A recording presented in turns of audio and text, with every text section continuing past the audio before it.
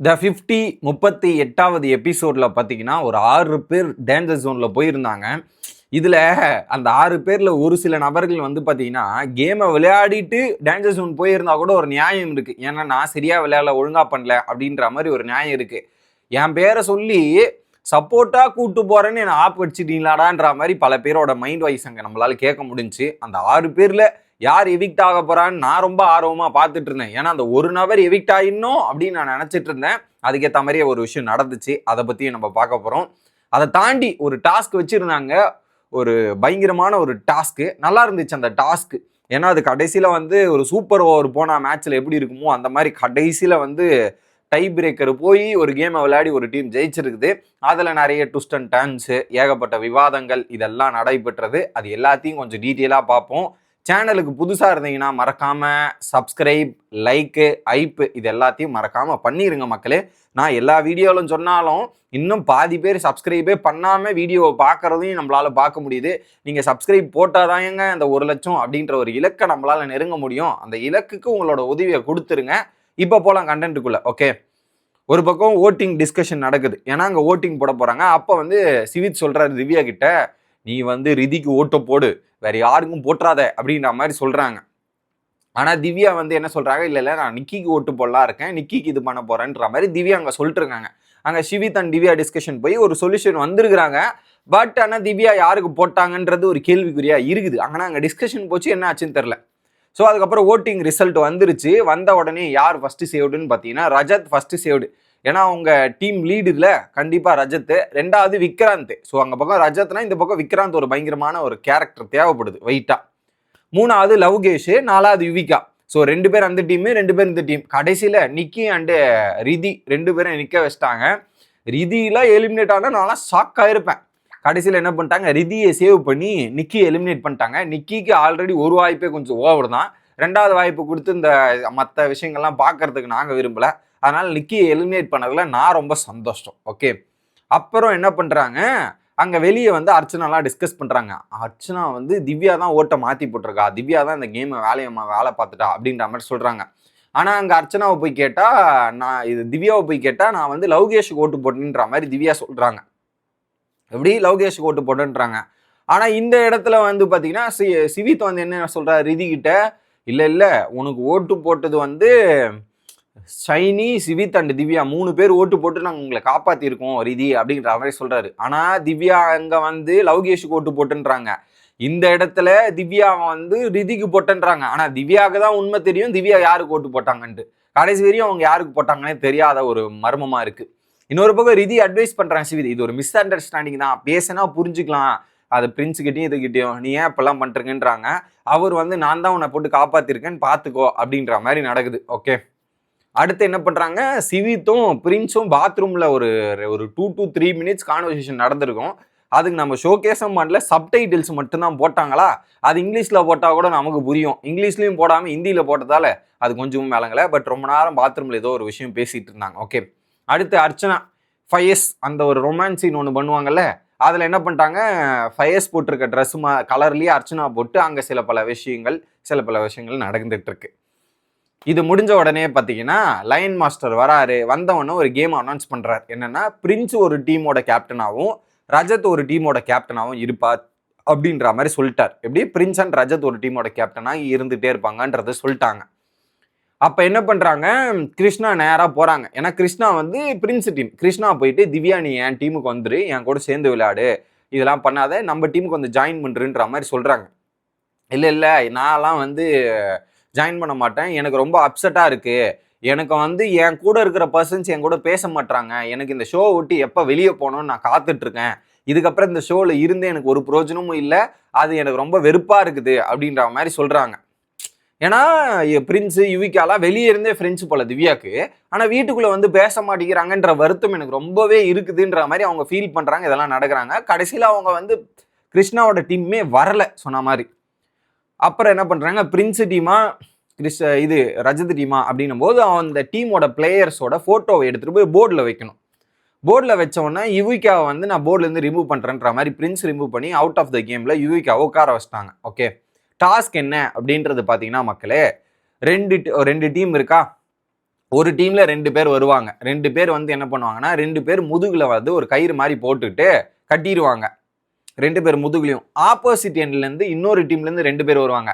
So 2 பேர் இந்த பக்கம், 2 பேர் இந்த பக்கம், நடுவுல கயிறு இருக்கும். இந்த பக்கம் நீ இழுத்துட்டு இந்த பக்கம் இந்த 2 பேரை இழுத்துட்டு இந்த சைடு ஒரு 3 பஸ்ஸர் இருக்கும். அதை போய் இவங்க அடிக்கிறாங்களான்னு பார்க்கணும். அடிக்கிற டீம் வின்னு. இல்ல இந்த 2 பேரை இழுத்துட்டு இந்த பக்கம் போய் இருக்கிற பிரஷரை 3த்தையும் அழுத்திட்டாங்கன்னா அவங்க வின்னர். So basically pull and pull of தான் அந்த கேம். ஓகே, புஷ் அண்ட் புல் அப்படின்ற மாதிரி வச்சுக்கலாமே கேமு. இதுதான் கேம். ஃபர்ஸ்ட் என்ன பண்றாரு ரஜத், பிரின்ஸ் வந்து என்ன பண்றாரு, ஆருஷி கிருஷ்ணா இந்த ஃபர்ஸ்ட் ரவுண்ட் விளையாட போறாங்கன்ற மாதிரி அனௌன்ஸ்மெண்ட்டை கொடுக்குறாரு. அப்ப என்ன பண்றாங்க, ஆருஷி கிருஷ்ணா லேடிஸ். உடனே என்ன பண்றாரு ரஜத், இந்த ரவுண்டு ஜெயிக்கணும், அதனால நாங்க என்ன பண்றோம், ரஜத் அண்ட் சிவித் போய் விளையாடுறோன்ற மாதிரி சொல்றாங்க. ஏண்டா இதுல அது ஒரு லாஜிக் இருக்கா, ஒரு நியாயம் வேணும். 2 கேர்ள்ஸ் விளையாடுறாங்க அந்த பக்கம், அதுக்கேற்ற மாதிரி இந்த பக்கம் ஒரு 2 கேர்ள்ஸை போட்டா ஒரு ஃபேர் காம்படிஷனா இருக்கும்ட்டு. இப்ப இவங்க 2 பேருக்கும் அங்க ரஜத் இருக்கிற வெயிட்டுக்கும் இழுன்னு இழுச்சு முடிச்சிருவார். ஸோ அது ஒரு ஃபேரா இல்லை, அது ஒரு ஃபேர் காம்படிஷனா எனக்கு தெரியல. அதைத்தான் அங்கே பிரின்ஸும் கேட்டிருந்தார். Girls விளையாடுறாங்கன்னா கேர்ள்ஸை விட்டுருக்கலாம், boys விளையாடுறாங்கன்னா பாய்ஸை விட்டுருக்கலாம். ஐ மீன் நீங்க இந்தக்குள்ள போயிடாதீங்க, ஆணும் பெண்ணும் ஈக்குவல், அதனால ஏன் இப்பெல்லாம் யோசிக்கிறீங்கன்னு நீங்க சில பேர் யோசிக்கலாம். நான் அதுக்கு சொல்ல வரல. அங்க ரஜத் அப்படின்ற நபர் வந்து பயங்கர ஸ்ட்ராங்கு, செம்ம பிசிக்கல், ரொம்ப வெயிட். அவரும் இதுன்னும் போது அது ஒன் சைடா போகும். அந்த காம்படிஷன் என்ன நடக்கிறதுக்கு முன்னாடியே நமக்கு ரிசல்ட் தெரியும்ல, அதனால சொல்ல வந்தேன். ஓகே, அதுக்கப்புறம் என்ன பண்ணிட்டாங்க, நாங்க மாத்திக்கிறோன்ற மாதிரி சொல்லி பிரின்ஸ் அண்ட் விக்ராந்த் இந்த 2 பேர் மோதுறாங்க. Rajat Shivit, Prince and Vikrant. So பிரின்ஸுக்கு எதிராக சிவித், இது ஒரு பயங்கர காம்படிஷன். அப்ப என்ன பண்றாங்க, புல்லா இழுக்கிறாங்க. இனிஷியலே வந்து விக்ராந்த் அண்ட் பிரின்ஸ் பயங்கரமா பண்ணிட்டாங்க, பயங்கர புல்லு எடுத்துட்டு போய் இந்த பஸ்ஸரை பக்கத்துல கிட்ட போயிட்டு கடைசி நொடி கிட்ட போயிட்டு நின்று இழுத்துட்டு இருக்காங்க. பஸ்ஸரை அடிக்கிற நேரத்துல என்ன ஆயிடுச்சுன்னா, பிரின்ஸோட பிரின்ஸ் காலில் இருந்து ஷூ ரிமூவ் ஆயிடுச்சு. ஷூ ரிமூவ் ஆனவொடனே கிரிப் இல்லை. ஒரு பக்கம் விக்ராந்த் தான் அது பயங்கரமான இது மொமெண்டம் எடுத்துட்டு வந்தே விக்ராந்த் தான். ஸோ விக்ராந்த் கீழே விழுந்துட்டாரு. பிரின்ஸ் காலில் இருந்து ஷூ இல்லை, கிரிப் இல்லை. கீழே 2 பேரும் விழுந்த உடனே கிரிப்பே வைக்க முடியல காலில் ஸ்ட்ராங்கா. அதுக்கப்புறம் ரஜத் அண்ட் சிவித் தரன்னு 2 பேரை இழுத்துட்டு போயிட்டு கேமை முடிச்சு விட்டாங்க. முதல் ரவுண்டு ரஜத் அண்ட் சிவித் ஜெயிச்சிட்ட உடனே பயங்கர ஹாப்பி. ஒன்றும் பண்ண முடியாது, அது முடிஞ்சு போச்சு. ஷூ ரிமூவ் ஆச்சு, இதெல்லாம் ஆச்சு, ஒன்றுமே பண்ண முடியாது, முடிஞ்சு போச்சு. அப்போ என்ன பண்றாங்க, இந்த ஜெயிக்கிற டீம் வந்து ஆப்போசிட் டீம்ல இருந்த 2 பேரை ரிமூவ் பண்ணலாம். அதை ரிமூவ் பண்ணும்போது யார் அதிகமாக ரிமூவ் பண்ணியிருக்காங்களோ அவங்க தான் வின்னர். ஸோ என்ன பண்ணிட்டாங்க, ஷிவித் அண்ட் அமித்தை வந்து நாங்கள் ரிமூவ் பண்றோம் அப்படின்ற மாதிரி ரஜத் ரிமூவ் பண்றாரு. 2வது ரவுண்ட் ஆரம்பிக்கிறாங்க. ஷிவித் அண்ட் அமித், ஃபயஸ் அண்ட் திக்விஜய் 2வது ரவுண்ட். ஓகேவா, அதுல வந்து பார்த்தீங்கன்னா ஃபயஸ் அண்ட் திக்விஜய் வந்து ரவுண்டை ஜெயிக்கிறாங்க. அமித் அண்ட் ஷிவித்தால ஜெயிக்க முடியல, அவங்களும் விழுந்துட்டு தரன்னு இழுத்துட்டு போற தருவாயா போயிருச்சு. ஸோ 2 ரவுண்டு ரஜத் டீம் ஜெயிச்சாச்சு, 2 ரவுண்டு பிரின்ஸ் டீம் தோத்தாச்சு. ரஜத் அடுத்த 2 பேர் யாரை ரிமூவ் பண்றாருன்னா பிரின்ஸ் அண்ட் விக்ராந்த் ரிமூவ் பண்றோம். ஸோ 4 பேர் யார் இல்லைனாங்களோ அந்த 4 பேர் நீங்க வெளியே போங்கன்ற மாதிரி போட்டோவை ரிமூவ் பண்ணிட்டாங்க. அடுத்து கேம் ஸ்டார்ட் ஆகுது. லவ்கேஷ் அண்ட் லக்ஷய். இதுல பாருங்க கேமை, கிருஷ்ணா அண்டு காக்கா, ஒரு ஃபீமேலு ஒரு மேலு, லவ்கேஷ் அண்ட் லக்ஷய் இழுத்தாங்க பாருங்க. ஒரு கிருஷ்ணா அண்ட் காக்கா 2 பேரும் பயங்கர ஸ்ட்ராங்கா. அதுல கிருஷ்ணா செம ஸ்ட்ராங். இழுல லவ்கேஷ் மற்றும் அந்த லக்ஷய் ஒண்ணுமே பண்ண முடியல, அப்படியே தரன்னு முடிச்சு விட்டாங்க. அப்படின்ற மாதிரி பயங்கரமா ஒரு கேமா இருந்தது அந்த கேமு. பிரின்ஸ் டீம் ஜெயிச்சிடறாங்க, கிருஷ்ணா அண்ட் காக்கா ஜெயிச்சிடறாங்க. அப்ப பிரின்ஸ் வந்து என்ன பண்றாரு, ரஜத் அண்ட் ஃபயஸை ரிமூவ் பண்றேன்ற மாதிரி 2 பேரை ரிமூவ் பண்ணி விட்டார்.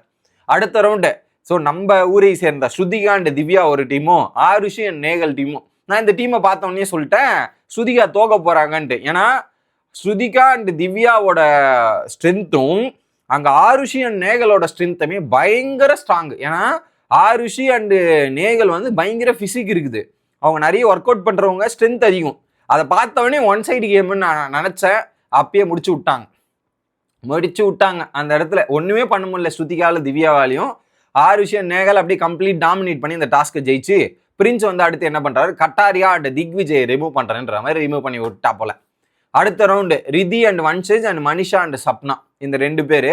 அதுலயும் ரிதி அண்ட் வன்ஷேஜ் வந்து டப்புன்னு முடிச்சு விட்டு மனிஷா அண்ட் சப்னாக்கு வேற கால் இன்ஜுரி, ஒண்ணுமே பண்ண முடியாது, வேற வழி இல்லாம போய் முடிஞ்சிருச்சு. ஃபைனல் ரவுண்ட் ஒன்று இருக்கு. அதுல என்ன பண்ணிட்டாங்க, Urvashi and Saini, Archana and Natalia அப்படின்றது தெரிஞ்ச உடனே அர்ச்சனா இருக்கிற டீமும் சும்மா விடுமா, செஞ்சிருவாங்களே அர்ச்சனான்ற மாதிரி போகும்போது Archana and Krishna team Archana and Natalia ஜெயிக்கிறாங்க. ஜெயிச்சுட்டு ரஜத் எந்த சொல்றாரு, ஆருஷி அண்ட் கிருஷ்ணாவை காலி பண்றோம் அப்படின்ற மாதிரி வெளியேற்றுறோன்ற மாதிரி வெளியேற்றியாச்சு. ஸோ 3 மேட்ச் வந்து இது பிரின்ஸ் டீமும் 3 மேட்ச் வந்து பார்த்தீங்கன்னா ரஜத் டீமும் ஜெயிச்சாச்சு. இப்போ அடுத்து டை பிரேக்கர் ரவுண்டு வராங்க. டை பிரேக்கர்ல யார் வேணாலும் பார்ட்டிசிபேட் பண்ணலாம் அப்படிங்கிற மாதிரி ஆகிப்போச்சு.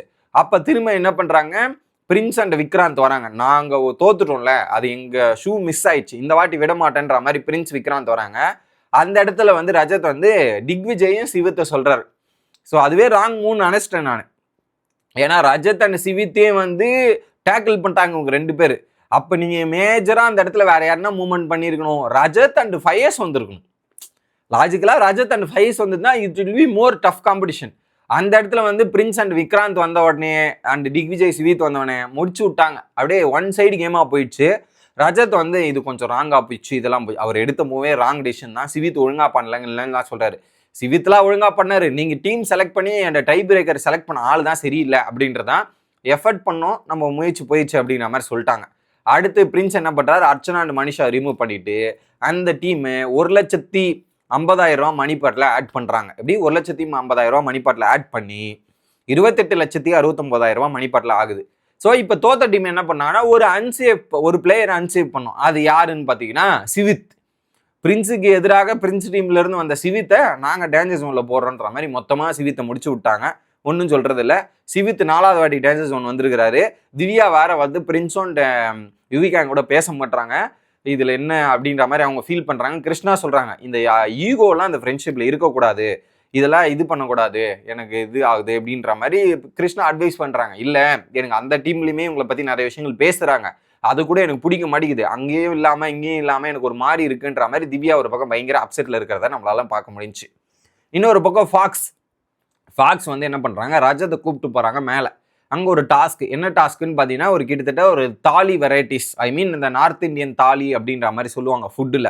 அதில் ஒரு பெரிய டப்பா, அந்த பிரியாணி டபரா பெருசாக இருக்கும் பாருங்க, அதில் ஒரு மேலே மூடுறதுக்கு ஒரு பிளேட் இருக்கும் பார்த்தீங்களா, டபரா மூடுற ஒரு தட்டு, அந்த தட்டு ஃபுல்லாகவே ஒரு வெரைட்டிஸ் இருக்குது. ஒரு கிட்டத்தட்ட மோர் தென் ஒரு 50 or 75 கப்ஸ் இருக்கும்னு நினைக்கிறேன். அந்த வெரைட்டிஸ் வச்சு ஒரு தாலி, அதில் நீங்கள் குறிப்பிட்ட டைம் ஒரு 12 நிமிஷத்தில் எவ்வளோ ஐட்டம்ஸ் முழுசாக கம்ப்ளீட் பண்ணுறீங்க அப்படின்றது தான் டாஸ்க்கு. ஒரு பவுலுக்கு 5,000 ரூபாய். அதில் வந்து பார்த்தீங்கன்னா ரஜத் வந்து ஃபயர்ஸை கூப்பிட்டு 2 பேரும் சேர்ந்து 21 பவுல் சாப்பிட்ணும். அதில் வந்து ரஜத் 13 பவுல் சாப்பிட்டாரு, ஃபயர்ஸ் வந்து 8 பவுல் சேர்த்து 21 பவுல். அப்போ அவங்க ஆட் பண்ண மணி வந்து 1,05,000 ரூபாய். ஸோ இதை ஆட் பண்ணி 29,74,000 ரூபாய் மணிப்பாட்டில் ஆட் பண்ணியிருக்காங்க. இதுதான் நேற்று எபிசோடில் நடந்த சம்பவம். இன்னைக்கு வந்து ஒரு இண்டிவிஜுவல் கேமாக இருக்க போது அது பார்க்கறதுக்கு குவைட் இன்ட்ரெஸ்டிங்காக இருக்கும். ஏன்னா அந்த கேம்லாம் பார்க்கும்போது இந்த மாதிரி கேம்லாம் பிக் பாஸ்ல எடுத்துகிட்டு வரலாமே அப்படின்ற மாதிரி நம்மளையே பார்க்க வைக்குது. அந்த மாதிரி தான் இருக்குது. அது எல்லாத்தையும் நம்ம அடுத்தடுத்து பார்ப்போம். Bye guys.